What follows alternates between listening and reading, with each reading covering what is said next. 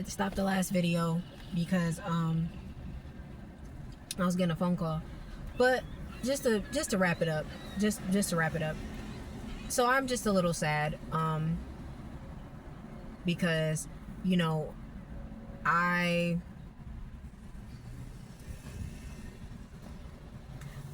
just, yeah, like I said, I worked really hard.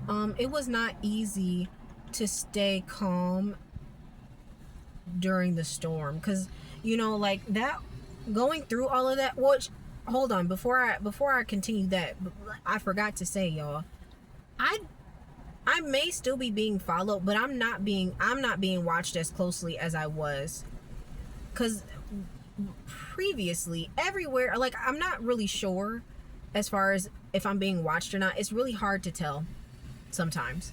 It's really hard to tell because it's like in certain areas that I'm in, I'm like, I mean, there may, like when I was in Detroit, like there was this cop car. I'm not sure, but it's a sketch area, so it's like, the police be out there, so it's like I can't assume that they was there to watch me. And there, like, any parking lots that I've been in, like there have been people who like pulled in, not necessarily directly next to me, but like near me, and then they would like either stay for a minute or pull out. Like, I'm not sure if those people were checking in on me to see where I was, or like standing next to me or sitting next to me and letting people know 333 on my clock over here. I'm not sure. It's hard to tell, but what I can say is that I don't feel like I'm being watched as heavily as I was prior to this. Like, to the point where there was like 24/7 surveillance on me, and they were letting me know that they were watching me. Because last week when I made those videos, them first videos, last week, a week ago, when I was in my car and I was like, I'm out of money, I don't have nowhere else to go, all of that, those people were in the parking lot. They were right there, and they stayed. They had people rotating. Like, there may have been someone that left, 222 on my timer. There may have been someone that left, but another one would come like right after that. Like, they had multiple people coming towards me that entire time, and I don't even understand why. And I was trying to just get some clarity, because I've just been, I've had my cards up here for a minute, and I've just been like asking Spirit, like, what's really going on. And one of my cards that came out today told me, like, you can't force anything. And I'm like, is that, and I think that might be the reason why I may have not, I'm not saying that this is the complete reason why, but I just find it very interesting that, like, nothing has been working out, like, at all. Like, well, I won't say nothing, but like the housing situation, like the reason why I had to stop the last video was because I got a phone call, because I had just called to see if I could get like some hotel vouchers or something like that, just for a night or two, just for a night or two. And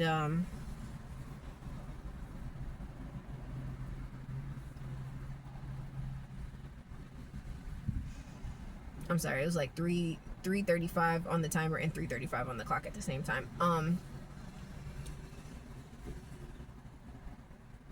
It's not like, none of that stuff is working out at all. Because like before, I was able to, before, like when I the first time when I realized like I was homeless, this was before I bought the car and everything, I was given 3 nights stay at a hotel. That was the first days in that I stayed at in Ann Arbor. And honestly, between all of the days in, I've stayed at 3 so far. The one in Rochester Hills was the best one, and then Ann Arbor, and then that one in Madison Heights. That one in Madison Heights was yuck. And the only reason why I put the Rochester Hills one up first is because they had updated stuff. Like, their internet was better. They had like a 50-inch TV. Their furniture was more updated. Like, it wasn't the best as far as like the bathroom. Like, the shower was really small, and it just kind of was a little, it didn't match the rest of the room, but it was significantly better as far as like, like don't know. It just was better to me than the first one. But that first one is way better than the one I just left. I would rather stay there because that one, it was, at least they were clean. They were very clean. They had a large closet, and they had a patio. This other one, they had patios and balconies, but they wasn't really shit. And it don't really matter. But I can tell though. I can tell that I don't look like what I've been through. I don't look like what I'm going through. I can tell because when I went to that day center today to take a shower and everything, like when I tell you like that, I think that's the reason why like he kind of separated me and was like, oh, well, you can work down here, you can work up here in this room. I'll let you go, do that. And it's like, it's not that I couldn't have done that anywhere else in the facility. It's just because he knows the type of people that come in there, and it's not that they're bad people, but it's like you're just not like them. And even like I was brushing my teeth, and it was like at an open sink, and there's a guy that like was walking past me. He just stopped and he was like, you are so beautiful. And in that moment, I was just like, I don't feel pretty. I don't feel good. Like I'm struggling right now. And I told him thank you, and then like another guy came in and like looked at me like people were looking at me like, what is she doing here? And then the medical people, when they came in. And Ben and I were talking, and we were getting ready to go downstairs to look at the food or whatever or something. We were getting ready to go downstairs, and the medical people came upstairs, and the doctor lady, she asked me, she was like, are you like a medical student? Like, I don't look like, and I'm not saying there's anything wrong with those other people. Those other people are going through their own struggles, their own trials and tribulations, but I do not look like what I've been through. I don't look like what I'm going through. I feel like, because even like when I've been in like, when I go inside of these like Walmarts or whatever, sometimes just to use the restroom or just to buy something really quick or something small, these places be looking at me like I'm normal. Like even if they've seen me sitting outside, because like I always park either further away from the door or whatever. Like I just be over here chilling in the car because it's the best way to do it. Now this will be my third night in the car, which honestly it's not terrible. And honestly, my phone I got it charged all the way up to 91 in the car last night, so that was pretty good. It's been pretty low the rest of today because I used it to do all those applications and stuff. But like, I don't look like what I've been through. I don't look like everyone else that's going through some of these similar situations. That's why too, like anytime I've been to like going to the the last 2 days in that I went to, like the people in there was looking at me like, what is she doing here? Like, she don't belong here. Like, she don't got more money to stay somewhere else. Like, no, I don't. And see, this is the thing, I don't judge people based on their circumstances or whatever they going through. Like, and I feel so bad for the people that I came in contact with today, because I know that a lot of them are really struggling and been going through it. And it's so crazy because like when I was sitting in that room doing my thing, Ben had brought me some food. Like he didn't even knock on the door and say like, hey, you can come downstairs now, the lunch is ready or whatever. He brought it to me, and it was good, y'all. I'm not even gonna lie. They had made some fish and some rice with some salad and some coleslaw, and they gave us a little slice of bread, and they gave me some tartar sauce. It was good, y'all.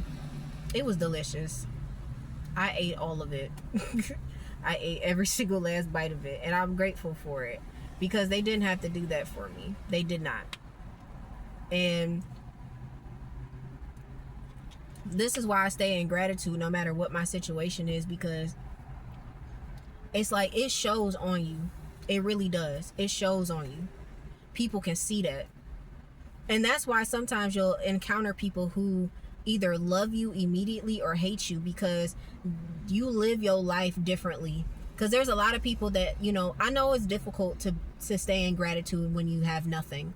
936 on my timer. I know that it's really hard to stay in gratitude when you don't have anything and when there's a lot of uncertainty. But I always say something that I'm grateful for out loud every single day, even throughout all of this. Throughout every single part of this journey, I have always said what I was grateful for. Because I didn't have to have the things that I have. Like, that's why I say, even like right now, I may not have a lot to eat in the car or whatever, but I got bread and I got peanut butter. I have water. I know that like most parks around these places, you know, they have water fountains. If I need water, I can go get water from there. I still have enough water in the car for right now. The only thing I wish I had was some ice. But a lot of places now, they be charging for ice, so you know, it's just like I'll just drink it the way it is. I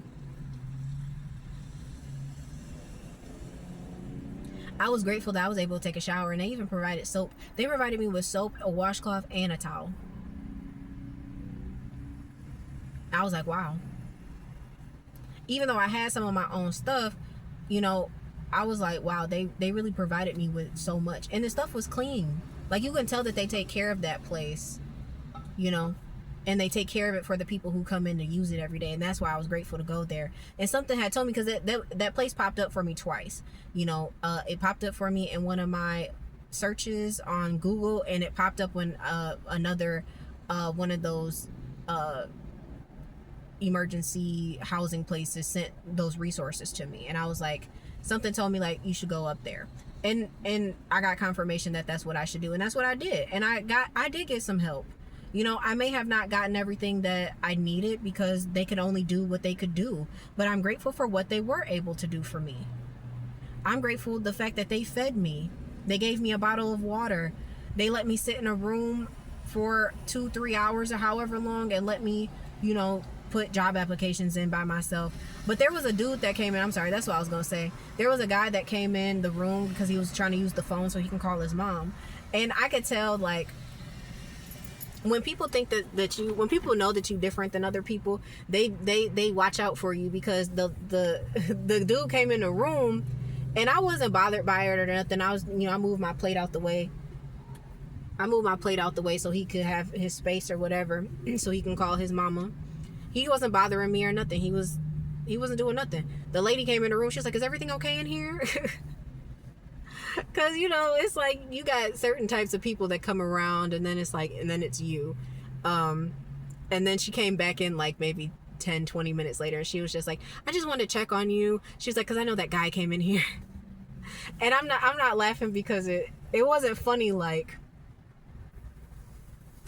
it was funny to me because I was just like, oh, it's kind of sweet that people be looking out for you, because people do be doing weird stuff. Not that he did anything weird, but it was like, she's not like the rest of those people. Like, she not, and I hate to say it like that.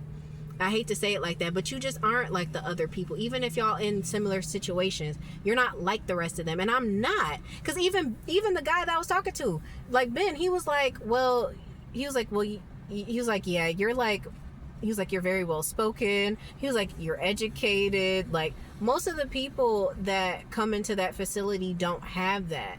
They don't have that background, you know. These are people who've probably been in Detroit most, if not all of their lives. Probably have little to no education. And they, you know, they just are struggling. Me, on the other hand, you know, I've said this before, like, I've always had things together, you know. This is the first time in my life where I would have never imagined this would, and I keep asking God, I'm like, God, why is this happening to me? Like, what is this for? What is all of this for? What is this teaching me? What do I have to gain from this? Because it's like, especially like right now, where I feel like my enemies have won. Because it's like, although they didn't win in the sense of like, they didn't get me to crash out, I'm not in someone's mental hospital, I'm not, you know, I'm not dead, I'm not 6 feet under, you know, but I at this point, I've lost everything now except for my car.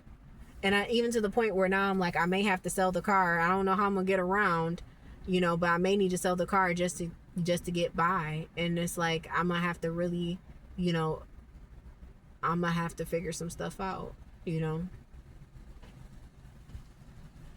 There's a gang of seagulls over here chilling. I don't know what they waiting for. They not even doing nothing. They just standing there. It's a whole bunch of white feathers blowing around.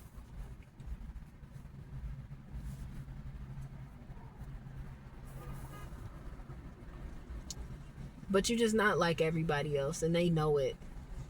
That's why they separated me, because they were like, we can't have her around. Because even when I did come downstairs and everything, people are looking at me like, what is she doing here? But I was honest about it. I was like, I need to take a shower.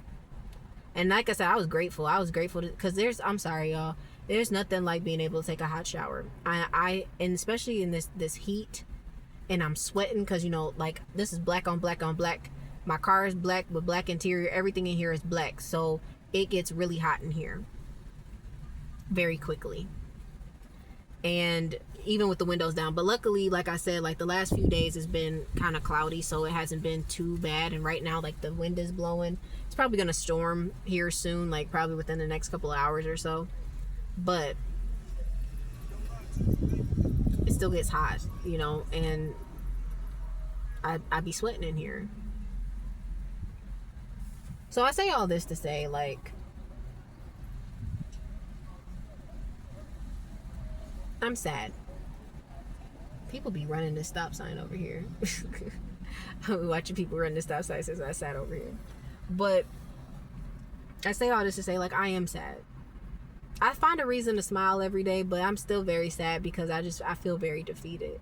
I do. I feel defeated because I'm like, I don't understand this. I know, and I'm thinking, and as soon as I said that, you know what I heard? Lean not on your own understanding. But it just feels like it's I mean, I'm not saying it's over, but it feels like it's over, though. Because like I said, like, I'm not being watched like I was. If they are still watching me, they got people coming and checking in, and then they bounce. They don't stay. But there's no 24/7 surveillance, because if there was, these people will make themselves a lot more known to me. Although I do feel like some of these people are getting exposed for the things that they've done. They are getting exposed. Because you got to understand something about the narcissist. The narcissist doesn't have foresight. They lack foresight. So they be doing, so they're Mommy So True says this all the time. And if you like my content, you'll love her content.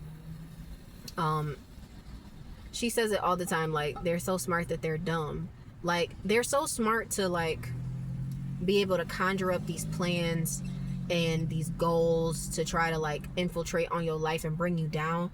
But at the end of the day, they don't, when they encounter someone, then they encounter like a super empath or empath or whatever, you know, a chosen one, and you don't respond or react the same way that they anticipate you to respond and react, that kills their entire game.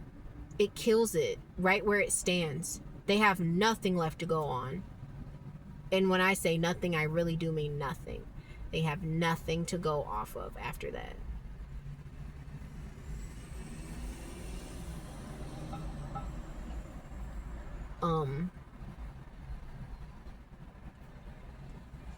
And that stuff ends up backfiring because, you know, I've told y'all before that they get ahead of you and they tell people all these different things about you. They tell people that you're crazy, that you're stupid, that you're this, that you're loud, that you're ghetto, that you're ratchet, that you're immature, and that you're mentally unstable. They done went and told people all this stuff already about you.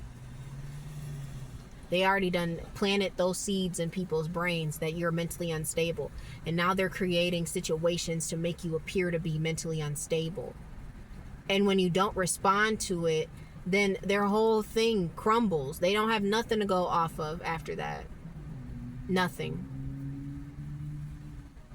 So their lies end up cracking, which I feel like is happening for a lot of my enemies. I feel like their lies are cracking, but at the same time, I'm still sitting here like this, you know? And that's why I'm sad, because I'm like, dang, I'm like, God, I fought so hard through this, because this was not easy. And like all of the hotel stays that I went to, like I feel like I was guided. Like you don't have, my journey is not everyone else's journey. My journey is not everyone else's journey, but I feel like the Most High was speaking to me and told me where to go each time. Each time he told me where to go. Because there was a point in time where, you know, where I was doing the Hilton thing, because I was like, which is kind of crazy because it like I said, it kind of did end up working out where I did get to utilize some of my points to get 2 nights free. Because without that, last week, I would have been in the car on Thursday and not on Saturday. Okay?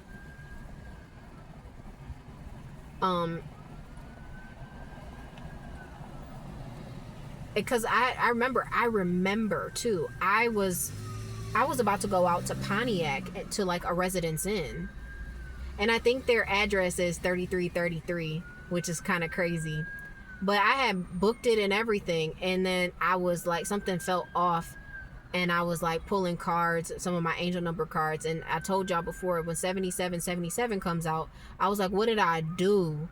And it was like, you need to keep going down the route that you were going. And that's when I canceled that booking, and I went to a different place. I went to a different Hilton. So, because the only reason why I was trying to go to the Residence Inn was because I was hoping, the thing is that what I was hoping for was that I was hoping that I could get into a solid place that, you know, like I said, if I could pay in advance, then I mean, okay, the fire truck coming out. I thought that shit was burning. There was a building that looked like it was on fire earlier, and now the fire trucks are coming. So I don't know what's going on. About to be nosy in a minute. But I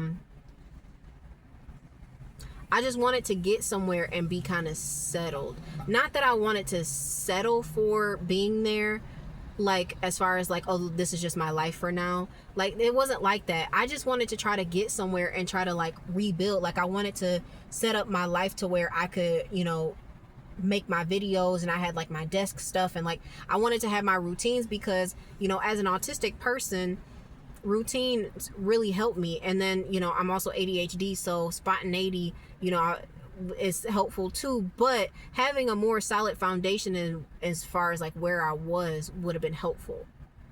So that's what I really wanted, but God told me not to do that. And so it did cause issues for me, not, you know, living out of bags and stuff like that. Like 7 days really go by really quickly.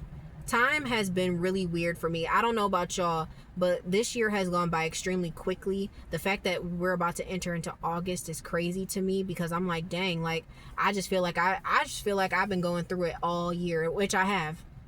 And I'm not saying like, cause like, yeah, I've been like, I was able to do, you know, some of the things I wanted to do. You know, I was able to take Mila in certain places that I wanted to take her. You know, she got to have fun in certain places. Like, I got to take her to some really nice indoor playgrounds and stuff like that when I was able to do so, and that worked at the time. So it wasn't all bad. However, it's been a lot to take in. This has been extremely difficult, and like I said, it's really hard to stay silent and stay grounded when you know like the enemy is right there trying to stop you. It's not fun, nor is it easy. So that's why I'm a little disappointed. You know, I'm disappointed because it's like, I don't know what this means. I don't know what the future holds, and I'm not opposed to working a job at all. You know, like I was really hoping that my business would start to gain some clients and things of that nature, but I just haven't gotten there yet, and that's okay. I will. I'm not giving up on my business, because my experience is still valid regardless of the situation that I'm going through. Like, regardless of anything, my situation is still valid. Period. My situation is still valid. And I'm proud of myself. I'm proud of myself for fighting through that and getting, you know, because strategically speaking, like, I don't think that everybody would have been able to do that, because I know I was pissing my enemies off a lot because I was able to go longer than what they thought I was going to be able to do. Um, One, I'm not sure if they knew exactly how much money I had on me, or how much, you know, I got out of, you know, my retirement or whatever. But I made strategic moves, you know, about the clothes that I wore, because, you know, I shopped at Walmart.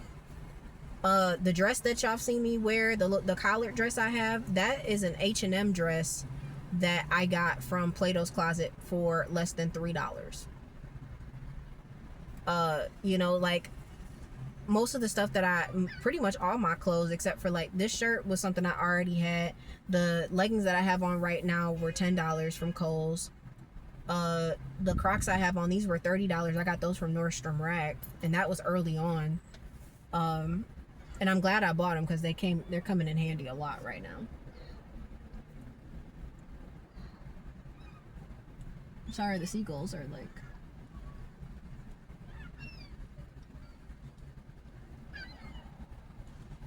they swarming. Tori watching them too. You gonna go get them?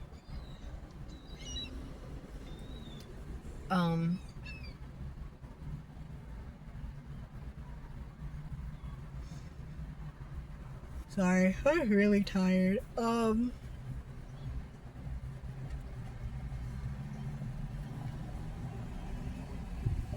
But yeah, so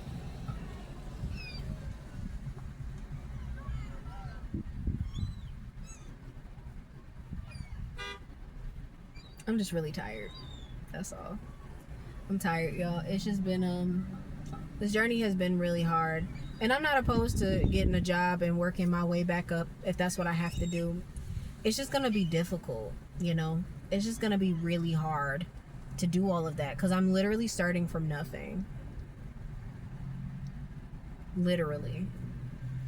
And the idea of leaving because I might have to, you know, with my not having any money, hopefully I can find a job somewhere. And like I said, park near, close by. Maybe then I can walk to work, and, you know, maybe within the first, you know, couple of weeks, maybe I can get me a little gym membership at like Planet Fitness or something, so I can go in there and take a shower regularly. And then, you know, find me, you know, like another like type of extended stay place,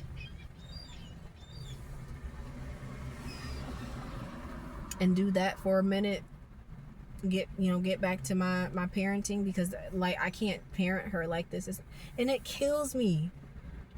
That kills me, y'all. It kills me that I can't be with my baby. I think about her all day. Like every time I go into a Walmart, I always go into like the baby and the toddler section, because that's, you know, and I just look at that stuff and it's just like, man, my baby would like this. My baby would love this. You know, like, I really like, and I'm at the stage right now because she's 2 and she's talking a lot. She's telling me the stuff that she wants, and she's a girly girl and she wants dresses, and I just want to dress her up because I'm like, yes, like, because I have not been a girly girl like that most of my life, but even I want to be more in my femininity, and I want to wear dresses, and I want to wear makeup, and I want to wear heels and wedges and all that stuff now. Like that's the era that I'm trying to walk into for myself. And the fact that my baby wants to be a girly girl, and every time she puts on a dress, she twirls around and says, I'm a pretty princess. And I just love that. And I'm like, we could be pretty princesses together, and we could play dress up. And that's what I want to do. And it kills me on the inside, because it's like, I don't know how long it's going to take me to get to be able to do that, you know? So, like I said, I'm not opposed to working. I just don't know how long this shit is gonna take. And it's like, I already know that I'm not gonna be able to get into a shelter, more than likely, because if you are dealing with homelessness at this time, and this, I think this is, you know, at least throughout the United States, a lot of people are. A lot of these people have jobs too. That's the crazy part. A lot of these people are working, or doing what they can, or they're disabled. God forbid. Like, we got a lot, people need help right now. A lot of people are in shelters and there are wait lists for months, years. to get into a shelter. Like, rent prices are ridiculously high for no reason.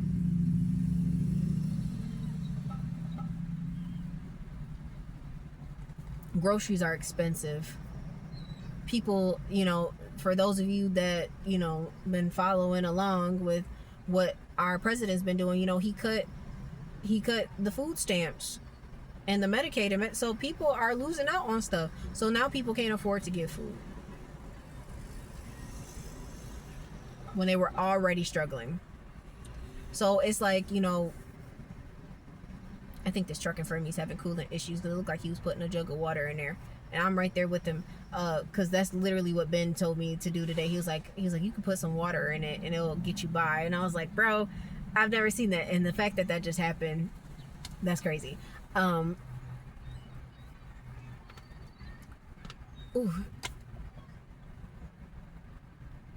Yeah, this ended up being longer too, so I'm sorry.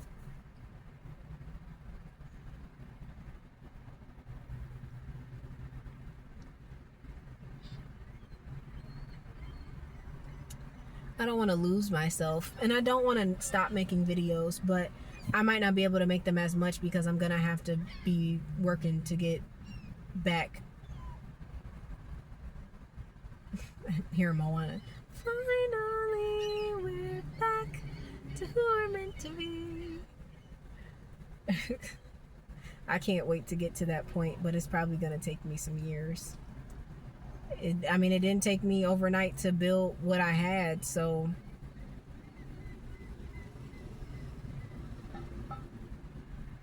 to have to rebuild like this makes me a little sad.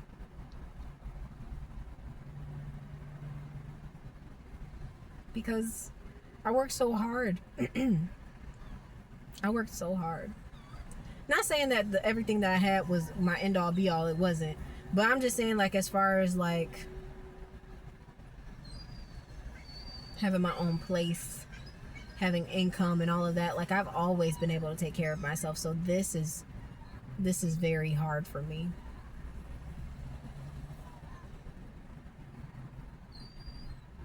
And it's crazy because I was going to go back to the same parking lot I was in earlier, but I was like, not a good idea. I was like, I don't want to be there for days. I try to move around every couple of days or so.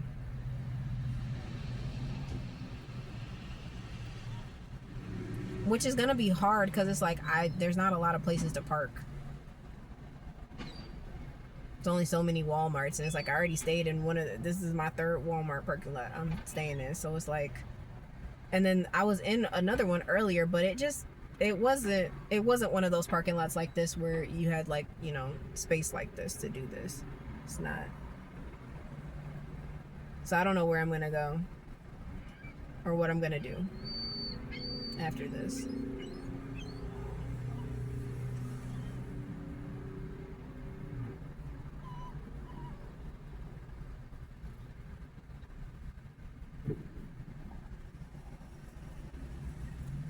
Eventually things will be okay.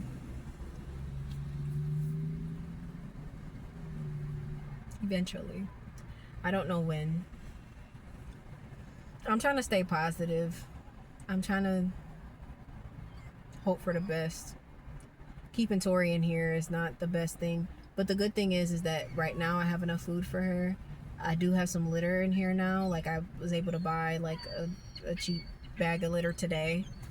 And so she has litter.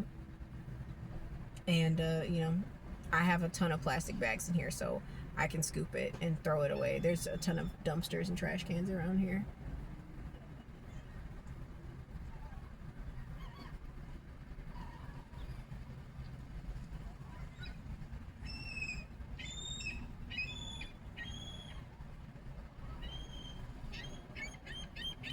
These seagulls are ready.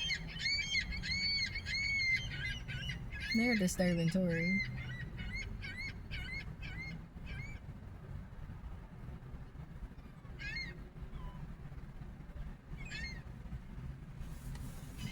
Alright, I'm gonna wrap this up. Thank y'all for listening to my rants and telling y'all some of my story. Um, I hope I can make more content soon. I'm not really sure when though. It's gonna be kind of difficult with the way that things are. So I love y'all. Thank you for listening. If you're seeing this video, please don't worry about me. I will be okay eventually. I'm still looking for resources. I'm praying that things work out somehow. I'm not really sure. I don't see a way out of this really, but I don't know what's gonna happen. I'm just sad because I miss my baby and I want to see her right now, and I want to love on her and be with her, but living like this I can't do that. So I don't know when I'm gonna be able to be with her and do all of that. So we'll see. Thanks y'all. Bye.